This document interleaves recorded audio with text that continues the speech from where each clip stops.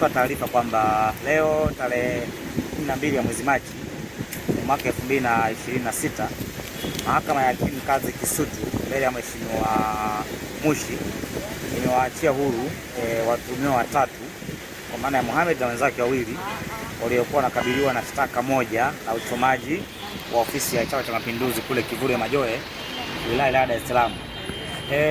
Mtakumbuka kwamba watuhumiwa hao walifikishwa kwa mara ya kwanza katika mahakama hii tarehe 22 ya mwezi Januari mwaka huu 2026 kwa tuhuma za kuchoma ofisi ya CCM kule Kivule Majohe, Dar es Salaam.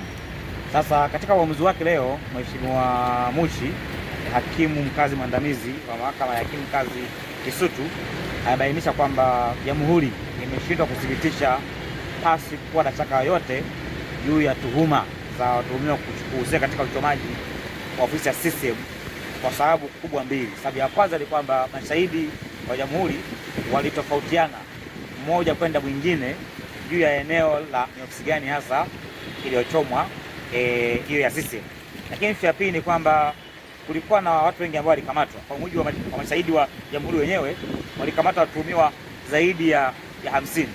Sasa swali lilikuwa ni kwamba kwa nini watuhumiwa wengine 47 hakufikishwa mahakamani?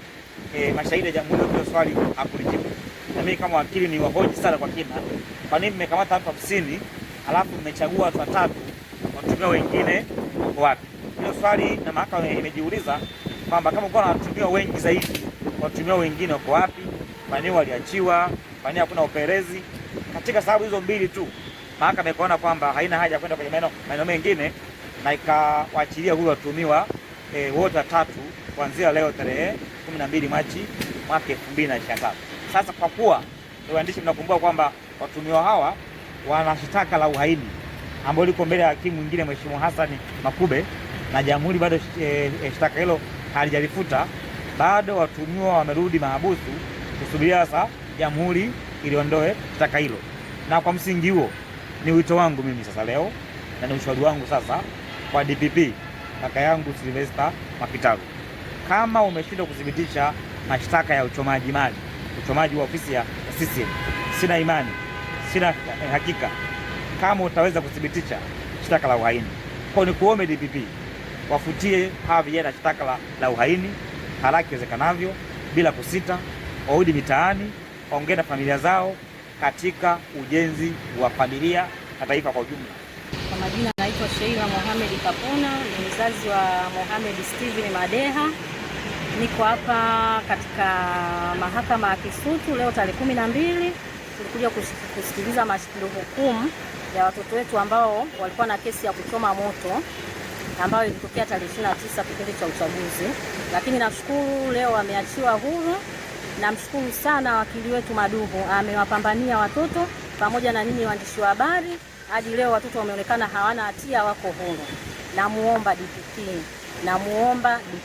kama mzazi, namuomba sana DPP hawafutie na shtaka lao la uhaini ili warudi nyumbani waje kupambana na sisi wazazi mtaani. Majina naitwa Marangi Matiko, ambaye ni mzazi wa Fredi Samson. Kwa kweli nasema Mungu asante. Jambo la kwanza namshukuru Mwenyezi Mungu kwa kuwa kwamba bila Mungu hata watu wasingeweza.